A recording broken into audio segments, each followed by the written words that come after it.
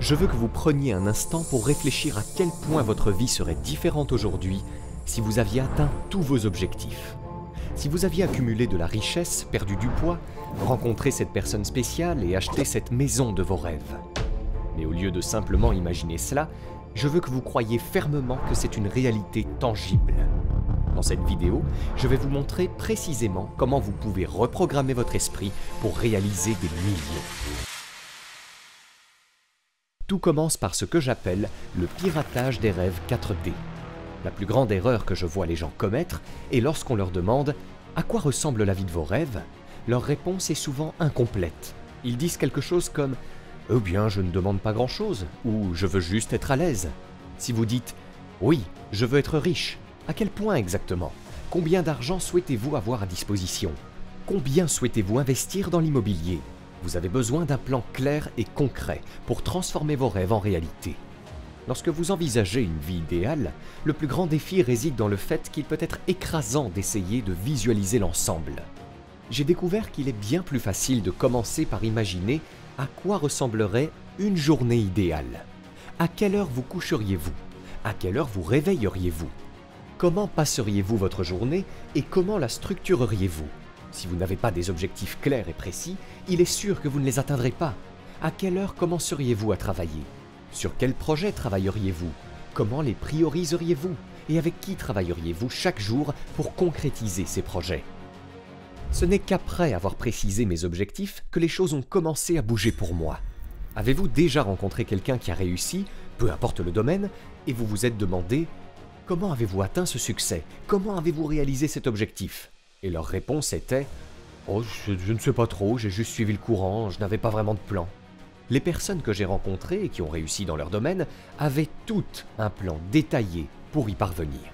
Il est temps de passer à l'étape numéro 2, qui consiste à élargir vos horizons temporels.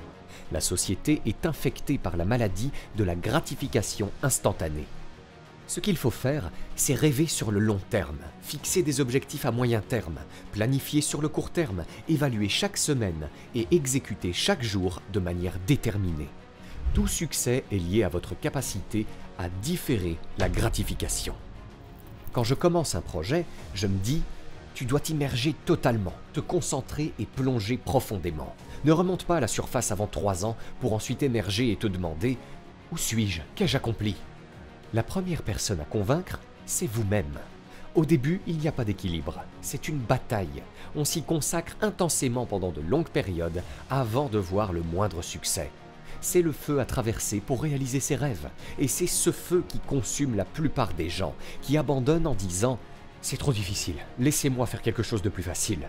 C'est le même conseil que je donnerais à toute personne qui débute. Mais si vous vous arrêtez là, vous rencontrerez un problème, ce qui nous amène à l'étape numéro 3 du processus de reprogrammation mentale pour réussir, et c'est de rendre votre raison d'être tellement importante que le comment devient facile. Même avec une vision claire et des horizons temporels étendus, ce sera toujours difficile. Il y aura de nombreux jours où vous voudrez abandonner. Ce que j'ai découvert, c'est que le meilleur moyen de clarifier votre raison d'être est de ne pas vous focaliser sur vous-même, de ne pas être égoïste quant à vos besoins immédiats, mais de penser à toutes les personnes qui comptent sur vous, à toutes les circonstances qui pourraient survenir dans votre vie. Si vous pensez à un ami ou à un membre de la famille qui aura besoin de vous, même si c'est une motivation, cela ne suffit pas. Ce que j'ai appris, c'est qu'il faut à la fois une motivation positive et une négative. Vous devez penser à toutes les choses que vous voulez accomplir et à toutes les personnes que vous voulez aider, mais vous devez aussi réfléchir à ce que vous devez éviter. Qu'est-ce qui vous fait ressentir cette douleur de ne pas pouvoir réaliser ces choses que vous poursuivez? C'est la rencontre de ces deux aspects qui vous donne l'élan nécessaire pour poursuivre vos objectifs. Ce qui nous amène à la 4e étape, c'est l'amélioration de votre caractère. Si votre version actuelle était capable de réaliser tous ses rêves, vous l'auriez déjà fait. C'est parce que la version actuelle de vous-même ne possède pas les capacités nécessaires pour faire de ses rêves une réalité. Les limitations actuelles de votre comportement, de vos attitudes, de vos croyances et de tout ce qui vous entoure sont justement les obstacles qui vous empêchent de concrétiser vos rêves. Vous devez donc examiner votre caractère et vos traits individuels et vous demander quel type de caractéristiques aurais-je besoin d'avoir pour réaliser ces rêves? À quoi ressemblerait cette personne? Quelle serait sa concentration? Sur quoi travaillerait-elle? Quelles normes s'imposerait-elle? En quoi cela diffère-t-il de ce que je fais actuellement et de mon mode de vie actuel? Vous devez agir comme si vous étiez déjà cette personne, dès maintenant. Ce qui nous amène à la 5e étape, c'est la gestion de votre énergie plutôt que de votre temps. L'un des pièges les plus dangereux en matière de productivité est de penser que tout le temps est égal. Si vous regardez YouTube ou Instagram, vous êtes bombardé de gens qui parlent de travailler dur et de s'acharner, de ce sang qui coule de vos yeux. Il y aura des moments dans vos jours, semaines, mois, trimestres et années où vous serez très productif. Mais 1 heure le matin n'est pas équivalente à 1 heure le soir. Il est irréaliste de croire que vous pouvez travailler 12 heures par jour avec le même niveau de rendement, car l'être humain n'est pas un super ordinateur conçu pour fonctionner à plein régime pendant de longues périodes. L'essentiel est d'examiner les tâches à accomplir et de réfléchir à la manière de répartir votre journée et votre semaine pour pouvoir maintenir votre productivité sur le long terme sans vous épuiser. L'entrepreneuriat est une course de fond, pas un sprint. La plupart des gens rencontrent le succès dans les dernières années de leur vie, car leurs compétences et les connaissances s'accumulent au fil du temps. Donc, en examinant votre semaine et votre mois, regroupez les tâches qui demandent le plus de temps et de concentration et consacrez-les à la période de la journée où vous êtes le plus performant. Pour moi, c'est le matin.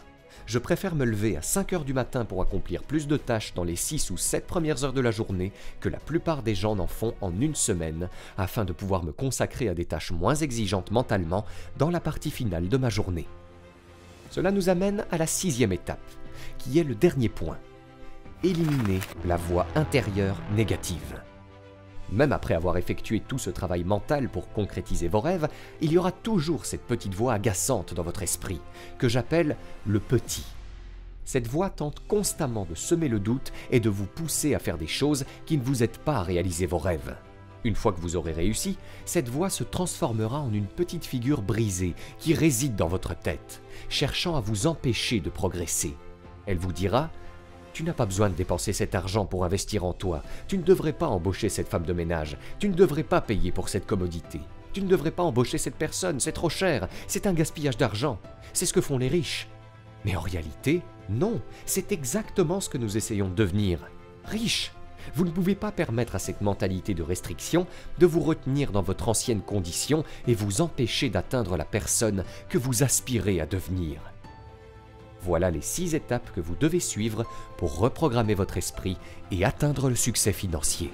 À présent, si vous souhaitez découvrir comment gagner votre vie sur Internet sans réseaux sociaux et sans compétences, cliquez maintenant sur la vidéo qui apparaît à l'écran. Je vous dévoile une méthode unique qui peut radicalement transformer votre quotidien. Cette vidéo est votre premier pas vers votre liberté financière.